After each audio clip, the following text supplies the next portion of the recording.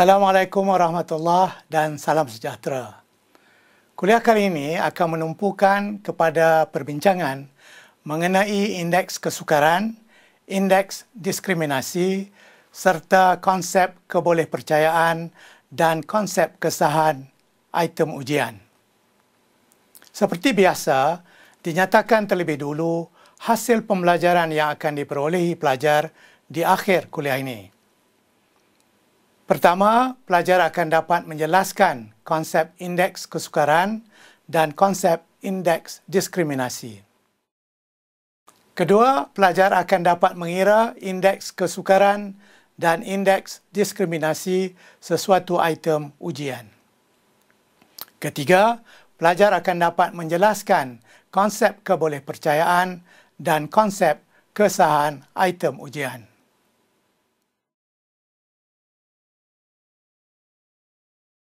Baiklah, sekarang marilah kita meneliti konsep indeks kesukaran dan konsep indeks diskriminasi.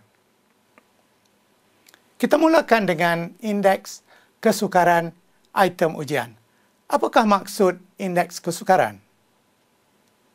Indeks dalam bentuk perangkaan ini menunjukkan tahap atau darjah kesukaran sesuatu item ujian. Kesukaran di sini merupakan satu kontinum dan bukan satu titik tertentu. Kontinum ini bermula dari yang paling sukar kepada paling mudah ataupun sebaliknya. Dalam konteks sesuatu ujian, kita katakan sesuatu soalan itu mudah apabila kebanyakan pelajar dapat menjawabnya dengan betul. Sebaliknya, jika majoriti pelajar tidak dapat menjawab dengan betul, kita katakan ianya sukar atau susah. Andaikan nilai P mewakili indeks kesukaran, maka kita rumuskan kaitan P dengan darjah kesukaran item ujian seperti berikut. Semakin rendah nilai P, semakin sukarlah sesuatu item, dan sebaliknya, semakin tinggi nilai P, semakin mudah item berkenaan. Sebagai satu indeks, nilai P boleh dikira dengan menggunakan formula ini.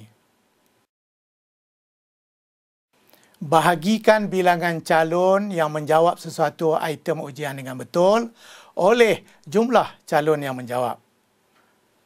Misalnya, jika jumlah calon 100 orang dan yang menjawab dengan betul 90 orang, maka nilai P ialah 90 dibahagikan 100, iaitu 0.9.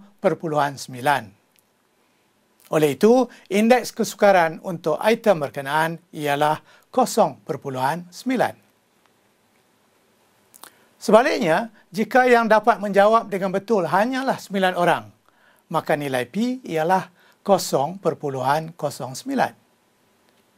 Ini bererti indeks kesukaran ialah 0.09. Kaedah ini dipakai hanya untuk item soalan objektif. Untuk soalan subjektif, katakanlah yang memerlukan jawapan berbentuk esei pendek, formula tadi tidak boleh digunakan. Satu formula lain wujud untuk mengira indeks kesukaran item ujian subjektif. Nilai P diperoleh dengan membahagikan markah purata calon dengan julat markah penuh yang diperuntukkan. Misalnya, untuk satu soalan esei pendek, jumlah markah yang diperolehi 10 orang pelajar ialah 65. Oleh itu, markah purata ialah 65 dibahagi 10 sama dengan 6,5. Julat bagi markah penuh soalan ini ialah dari 0, markah terendah, hinggalah ke markah tertinggi, iaitu 10. Ini bermakna julat markah ialah 10. Dengan menggunakan formula P sama juga markah purata dibahagikan julat markah, maka nilai P ialah 6,5 bahagi 10, iaitu 0.65. Indeks kesukaran bagi soalan tersebut ialah 0.65. Nilai P indeks kesukaran berada pada 1 julat dari 0 hingga 1. Panduan yang diberikan untuk mentafsir tahap kesukaran sesuatu soalan atau item ujian adalah seperti berikut.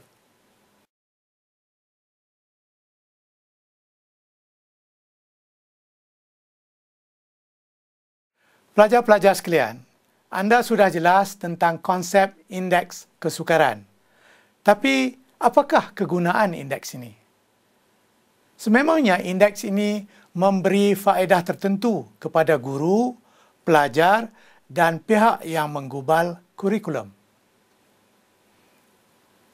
Yang pertama ialah indeks kesukaran dapat mengenal pasti soalan atau item ujian yang sukar dan yang terlalu sukar.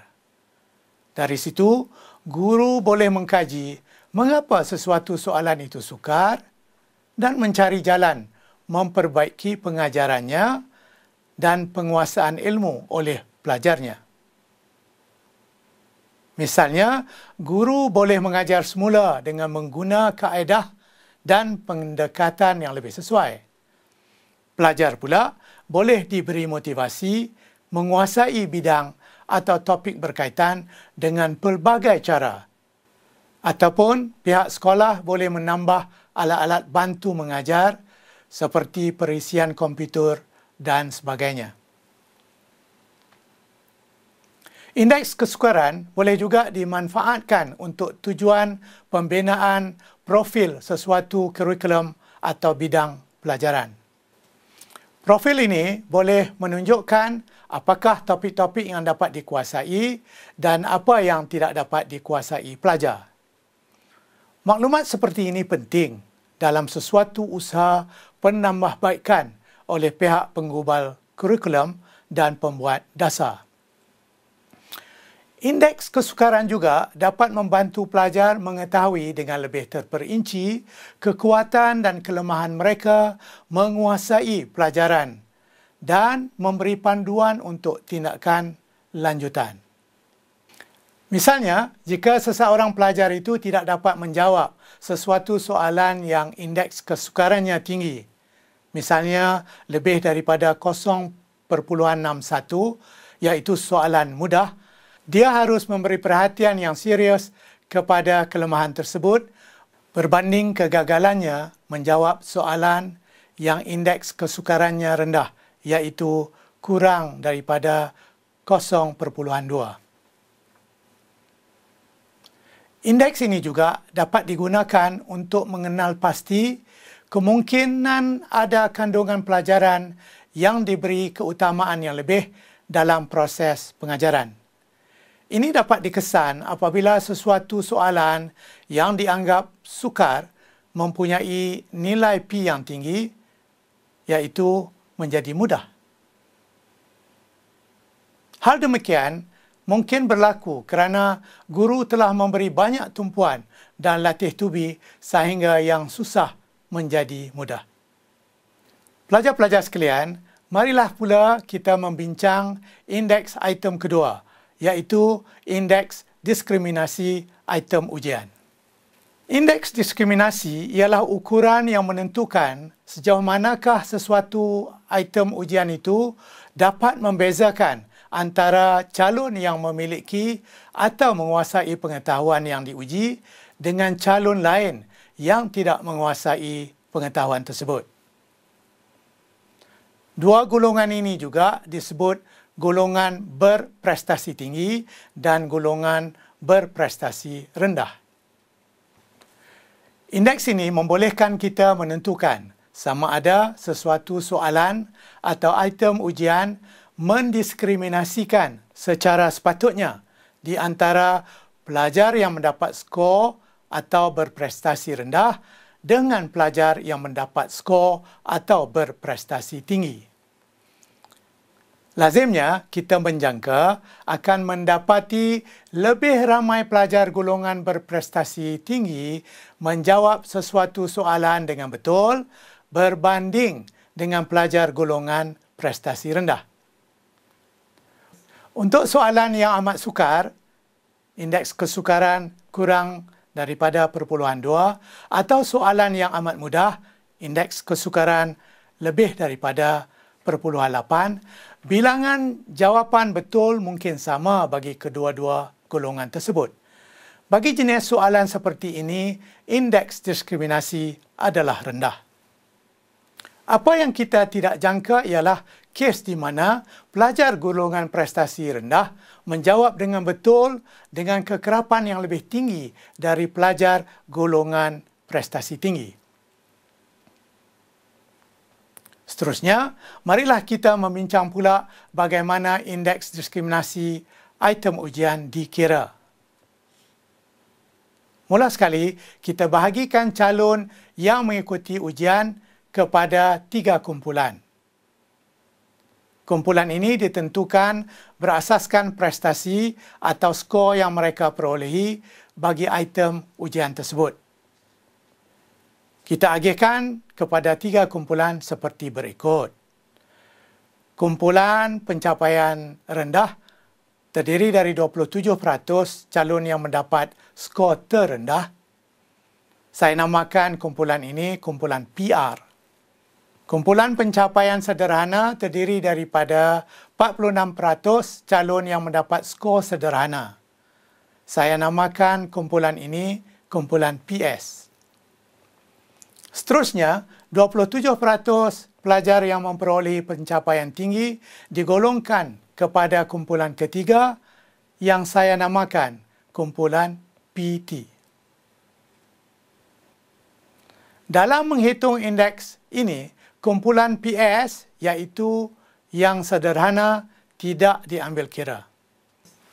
Yang dikira ialah berapa ramai pelajar PR jawab betul, kod RB, dan berapa ramai pelajar PT jawab betul, kod TB. Kemudian dijumlahkan bilangan 2 kumpulan pelajar PR dan PT. Saya beri kod kepada jumlah ini seperti berikut, RJ campur TJ. Akhirnya, indeks diskriminasi D dikira mengikut formula berikut.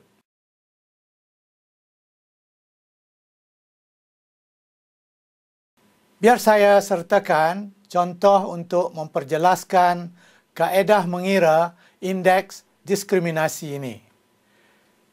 Katakanlah 200 pelajar menduduki satu kertas peperiksaan berbentuk objektif. Kertas ini mengandungi 10 item soalan. Yang hendak kita analisis ialah soalan 4.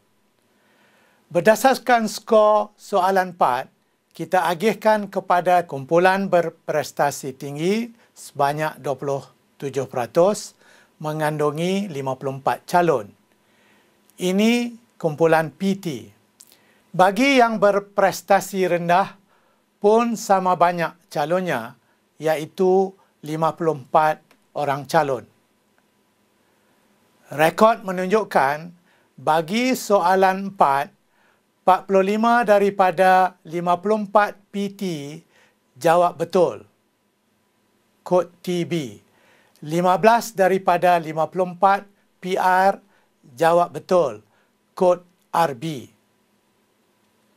Kita jumlahkan bilangan PT dan PR dan kita dapat jumlah berikut.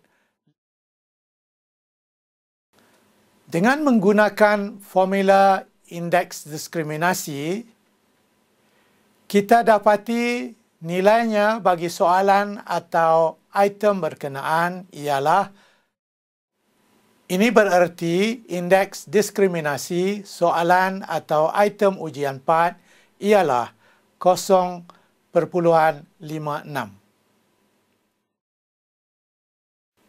Baiklah, sekarang kita bincang pula bagaimana item ujian diklasifikasikan berasaskan aras diskriminasi. Aras diskriminasi antara 0.00 hingga 0.10 dianggap sebagai tidak baik. 0.11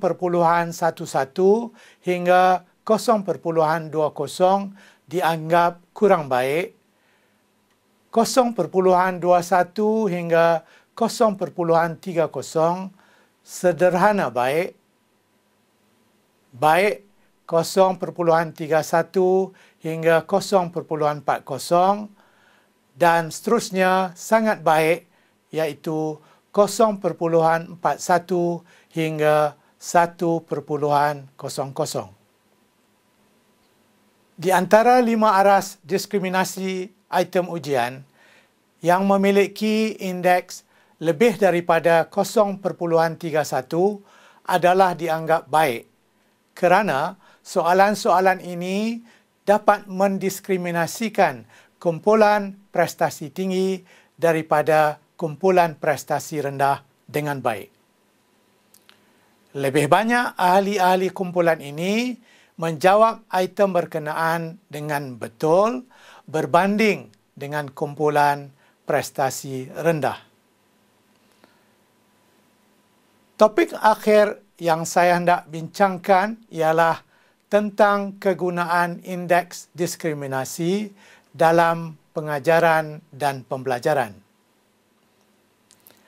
Manfaat pertama indeks ini ialah ia dapat mengenal pasti apakah topik yang harus diberi penekanan apabila guru hendak mengulangi atau mengajar semula sesuatu topik pengajaran.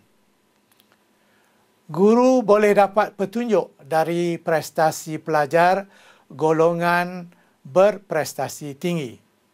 Misalnya, ramai tak boleh jawab dengan betul atau tak jawab langsung soalan-soalan yang indeksnya tinggi. Keduanya, dari taburan indeks bagi item-item ujian, guru dapat mengesan profil kurikulum dari segi kekuatan dan kelemahan secara keseluruhan. Petunjuknya dapat dikesan melalui prestasi sebenar golongan pelajar pandai. Ketiganya, taburan indeks akan memberi maklum balas berguna kepada pelajar. Mereka tahu akan ciri setiap item dari segi kemampuan mendiskriminasi dan membandingkan prestasi sebenar mereka dengan profil indeks item-item ujian. Keempatnya, profil indeks kesukaran item-item juga dapat mengenal pasti soalan yang condong atau bias kepada sesuatu kandungan pelajaran. Misalnya, mengesan yang ada topik yang tidak diajar langsung dan ada topik yang diberi tumpuan yang berlebihan. Akhir sekali, indeks kesukaran dapat mengenal pasti pelajar yang berprestasi tinggi untuk tujuan-tujuan tertentu seperti mendapat anugerah dan sebagainya. Anda sekalian, sekian dahulu perbincangan kita untuk kali ini. Sebelum mengundur diri, saya ingin mengemukakan satu soalan untuk direndungi bersama. Nilai indeks diskriminasi dalam slide sebelum ini menunjukkan nilai positif. Cuba renungkan, apakah maksud dan implikasinya jika nilai D bukan positif tetapi negatif? Saya harap kuliah ini telah membantu anda menguasai kedua-dua konsep iaitu indeks kesukaran dan indeks diskriminasi serta kepentingan kedua-duanya dalam pengajaran dan pembelajaran. Sehingga berjumpa lagi, saya ucapkan selamat belajar dan selamat maju jaya. Assalamualaikum warahmatullahi wabarakatuh. Salam sejahtera.